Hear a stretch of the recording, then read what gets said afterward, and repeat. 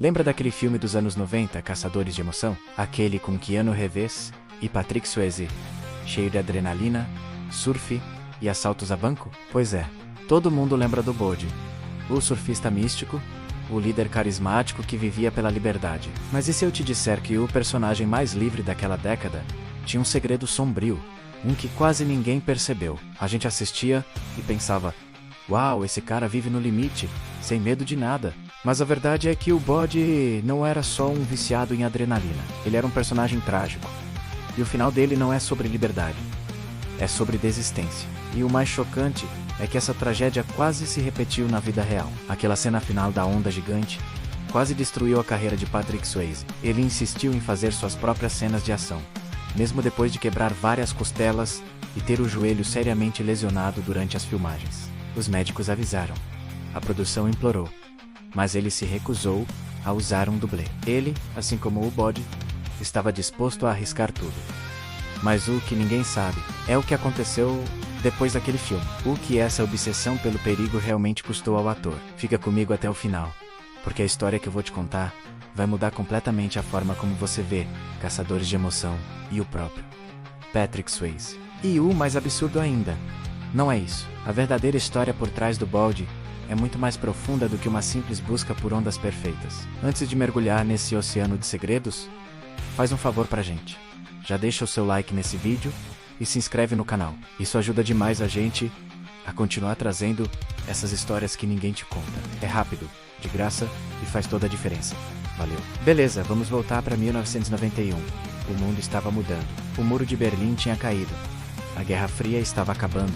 E uma nova geração estava buscando seu próprio significado de liberdade. É nesse cenário que surge Caçadores de Emoção, dirigido por Kathryn Bigelow. O filme foi um sucesso instantâneo, não só pela ação, mas pela filosofia que ele vendia. E no centro de tudo, estava Bode.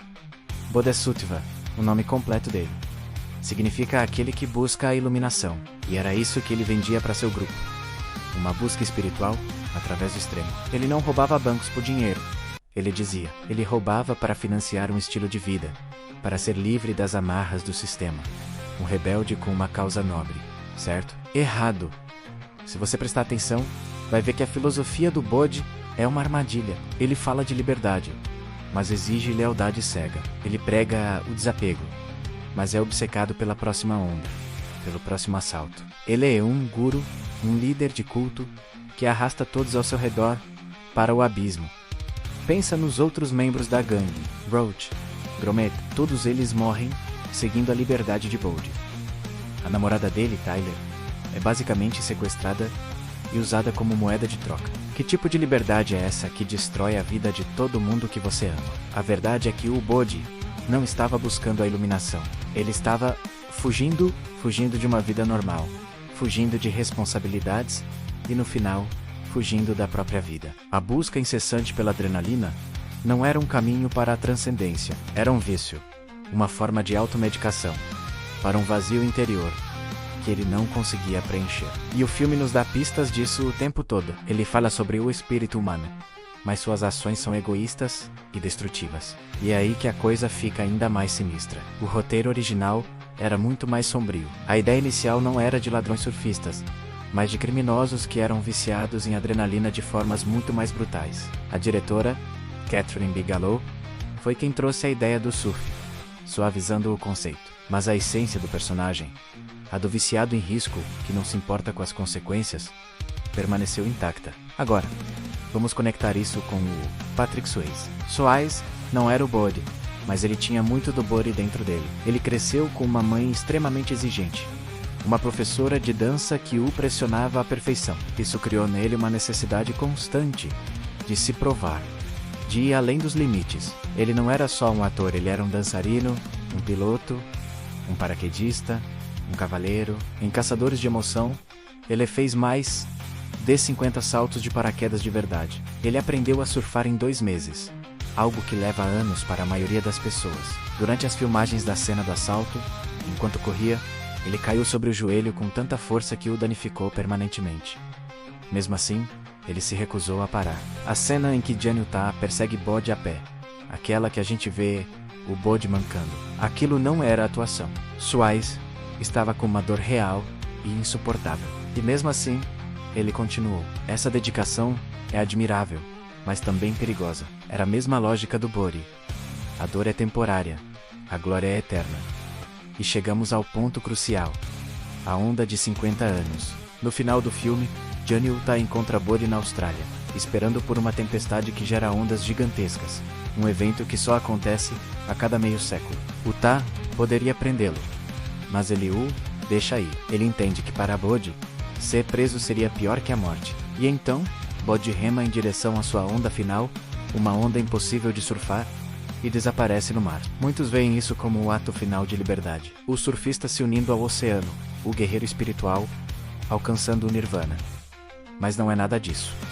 É um suicídio. É a confissão final de um homem que não conseguiu encontrar paz na vida e buscou o esquecimento na morte. Ele não venceu o sistema. O sistema nem se importava com ele. Ele foi engolido pelo próprio vício, pela própria filosofia vazia. A liberdade que ele tanto buscava era, na verdade, uma sentença de morte. E o que aconteceu com Patrick Swayze depois disso? Ele continuou se arriscando. Em outro filme, Cartas de um Assassino, ele caiu de um cavalo e quebrou as 2 pernas, além de fraturar os ombros. Ele passou por múltiplas cirurgias e viveu com dor crônica. Ele nunca mais foi o mesmo fisicamente. A busca incessante por autenticidade e por fazer tudo de verdade teve um custo altíssimo, assim como para o personagem que ele imortalizou. A história não contada de Bode é a história de um homem que confundiu autodestruição com liberdade. E a história não contada de Patrick Swayze é a de um ator brilhante que, talvez, tenha se conectado tão profundamente com essa ideia que quase pagou o mesmo preço. Então, da próxima vez que você assistir Caçadores de Emoção, não veja o Bode como um herói.